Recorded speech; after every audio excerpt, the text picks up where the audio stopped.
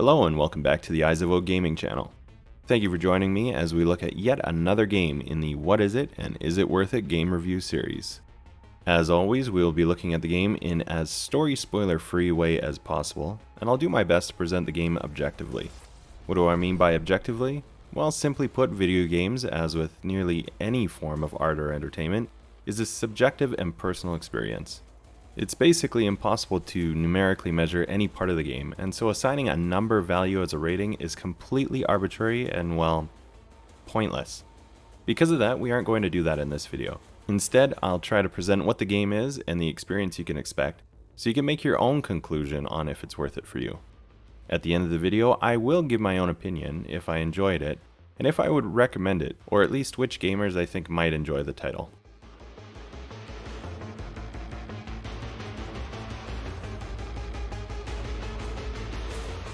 So what happens when you take a bunch of post-apocalyptic games like Fallout, Mad Max, and Far Cry New Dawn, throw them in a blender, and add some even more over-the-top characters and story? Well, you end up with Rage 2, the game that we're looking at today. Rage 2 was released in 2019 and was developed by Avalanche Studios and id Software, with the game being published by Bethesda Softworks. So what is Rage 2, and has it held up over the years since release? Well, you can be sure that we're going to investigate just that, by looking at the different aspects of what makes this game, and try to answer the most important question raised in this review series. Is this game worth it for you? Sit back, relax, and let's find out together.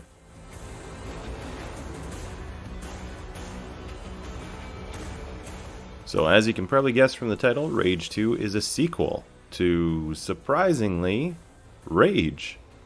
In Rage 2, you take control of the protagonist, Walker, where you will play in a post-apocalyptic setting full of bandits, mutants, and an ultra-military group with an ultra-original name, the Authority. A basic overview is that as Walker, you'll travel around the wasteland, completing tasks which will advance the Project Dagger, a project that's purpose is explained very early on in the game's storyline. Essentially what this breaks down to is making contact with 3 project leaders and doing a bunch of mini objectives. Think along the lines of liberating outposts such as in a Far Cry game, destroying convoys like in Mad Max the game, or some other kind of destruction or collection style of objective. Eventually, doing enough of these smaller objectives, which are scattered around the map, you unlock a story mission for the character to complete and advance their branch of the overall project.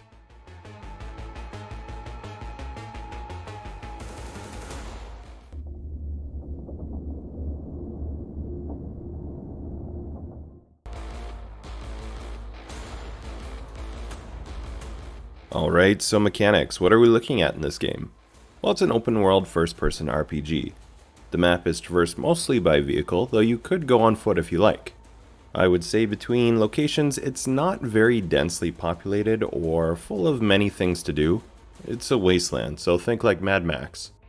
And so vehicle travel is definitely your best option.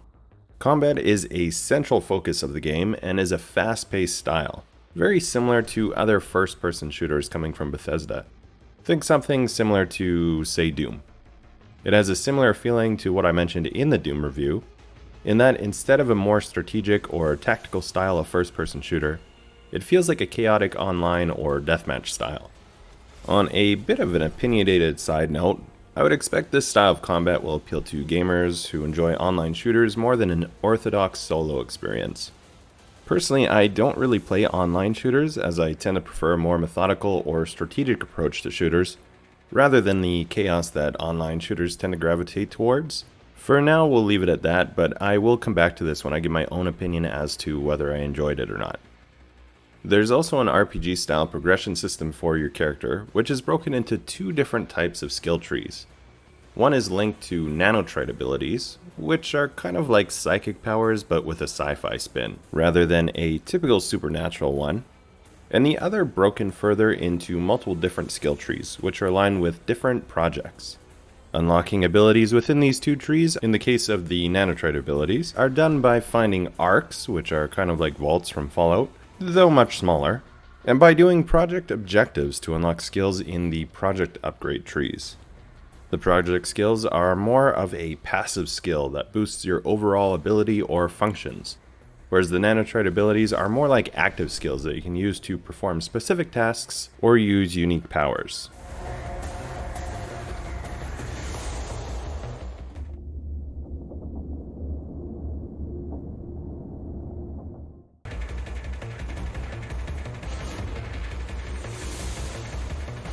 Graphics are still pretty good by today's standards. NPCs and environments are all crafted well. NPCs you see around the world or in settlements will have apparel which is chosen to tell the story of where you are and remind you of the post-apocalyptic setting of the world. Most of the environment will be your typical Mad Maxian apocalypse of desert or barren land separated by settlements, outposts, or bandit enclaves. There are a couple of exceptions to this general rule, with a chunk of the map being a swamp moving into more of a densely vegetated area, as well as the DLC expansion having its own more urban apocalypse setting. Aside from general cosmetics, I found that the graphics tended to perform quite well for the most part, and didn't run into any glitches, though slowdown and stuttering was a little bit more frequent than with other games. Another strange thing was when fighting with a couple of bosses, they would randomly disappear and on reload ended up just standing in one spot, making the particular boss fight rather trivial. Other than these weird glitches, I didn't really run into anything else that was game breaking.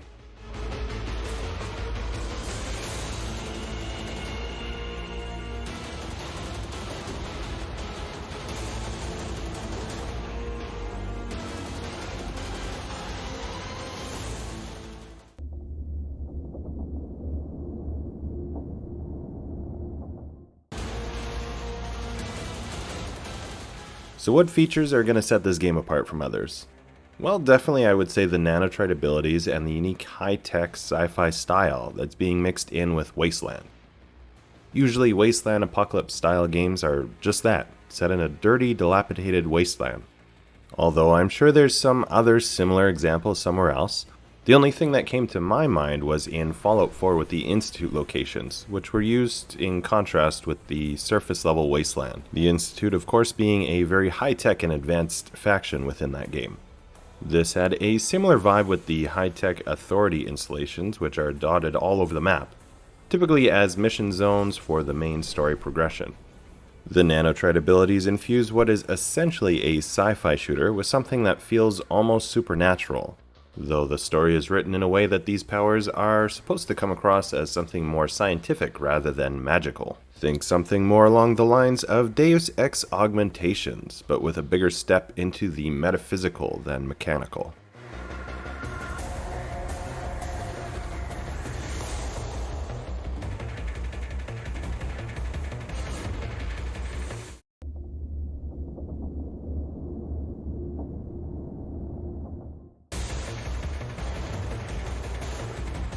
Sound in the game performs quite well.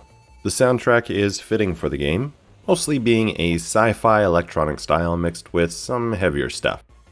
Again, think something more along the lines of Doom, but more sci-fi. Other than that, the voice acting is pretty spot on, dialogue seems to be well written and well delivered, effects sound correct, and I didn't notice any glaring issues in this regard.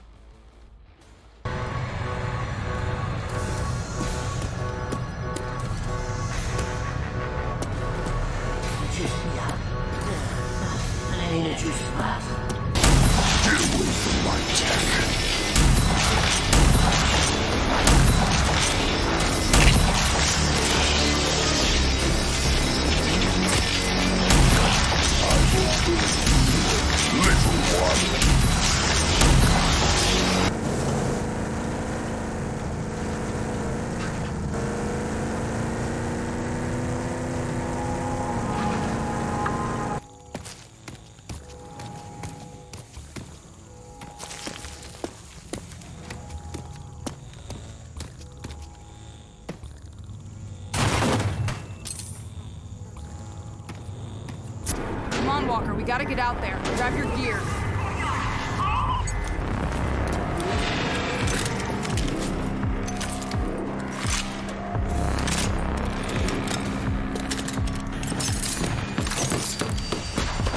I'll secure the door.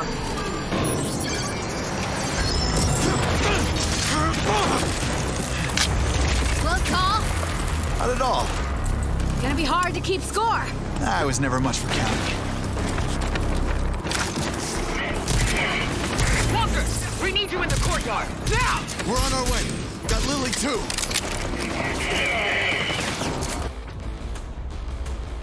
So what games can I compare to? Well, I've mentioned a few throughout, but we'll go through them again here. The environment really initially gives off a Mad Max style. The environment, mixed with the amount of driving and vehicle combat that you'll be doing, will definitely feel like a similar experience. Aside from the Mad Max wasteland, this one also had a Far Cry New Dawn wasteland style, with the colorful bandit and enemy locations, as well as the more swampy and vegetated zones that will feel much more similar to this one. The Deus Ex games will also feel vaguely similar, with the augmentations of those games feeling mechanically quite similar to nanotrite abilities, especially in terms of a sci-fi or scientific approach to the abilities rather than it being more of a supernatural or fantasy style, as activated abilities such as these typically tend to be. The combat itself really feels like Doom though. Obviously there are differences and the weapons are not exactly the same, however the general feel of the combat will be similar. Tense, fast-paced, and strangely feeling like an online shooter within a single-player game.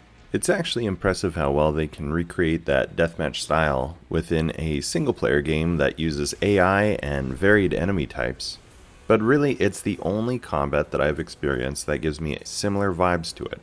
Lastly, of course this is a sequel game, so you need to mention the first Rage game, as the world and overall story is going to feel reminiscent of that title as well.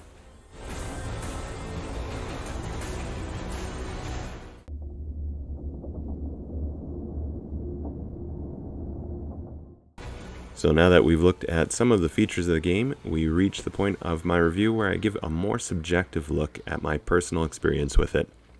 Please keep in mind that the following is just my opinion of the game, and if the features and genre seem interesting to you, you should definitely check it out for yourself, as not all games are for all gamers. The game that you hate might be the next gamer's all-time favorite, which is one of the things that I love about gaming. There's always something for someone out there. So did I enjoy this game, and do I recommend picking it up? It's okay, I guess. Well, it was okay. The overall story felt a little generic, and really I didn't feel very invested in the world or the objectives. Personally, I wasn't a huge fan of the combat. Again, it really has an online deathmatch feel, and in shooters I really prefer the slower methodical slog style of, say, a Call of Duty or Battlefield campaign, rather than this chaotic carnage approach. I didn't hate it, it's just not my preferred style. And though it is toned down from Doom, it does feel like the two are very similar in combat approach. Also, in the case of Doom, it does seem to make a little bit more sense for some reason. I did appreciate how smoothly everything worked, and that missions are really broken up into specific objectives, meaning you can go and tackle certain smaller objectives or take on a story objective when you complete it. It's done and you can move on to a totally new thing. This kind of thing is great if you like to pick up and put down games often instead of playing through a long continual story, where if you take a break you might forget something and miss part of what's happening when you come back. Or if you're like me and have a bunch of games on the go at the same time, it's easy to flip between it and others without getting lost. Although this is likely due to the fairly simple controls and storyline. So who could I recommend this game for? Well, I would say if you like crazy and fast-paced combat, or if you're typically into an online shooter and you'd like to have the same experience but in a solo campaign style, this one could be a really good solo shooter for you.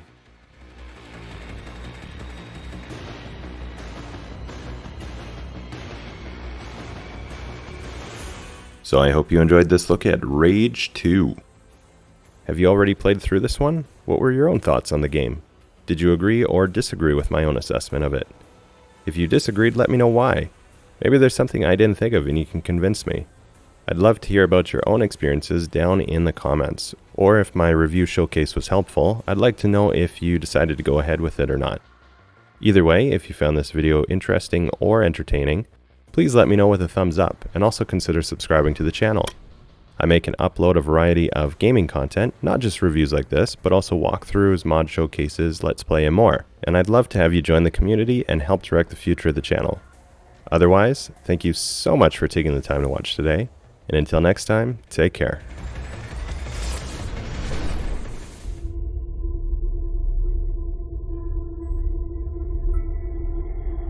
We had such plans for this world. Our Earth, so mercifully cleansed by the meteor they named Apophis. We had such plans, all thwarted by one man, Nicholas Rain. With the push of a button, our future was ended. The arcs emerged. The ecopods came tumbling down, all premature, pouring life back into the barren lands, starting the cycle of life anew, as we had planned to do with our own species. Our plans were thwarted by the naive and arrogant masses. The cleansing of our weakened species was hindered. Our aid selfishly refused. They chose their own pitiful existence over the future of the breed. Such hubris. They thought us defeated. We let them believe us defeated. But we moved underground. We watched their petty squabbles, their meaningless turf wars, their childish attempts at order from chaos, and we grew strong. Our science, our expertise, all aligned, all with one sole purpose: the surgical culling of the weak. Man reborn! We tear down their defenses. We take their compounds. We take the arcs. We raze their settlements and townships to the ground. Tonight marks the beginning of the cleansing. Tonight marks the rebirth of the Authority!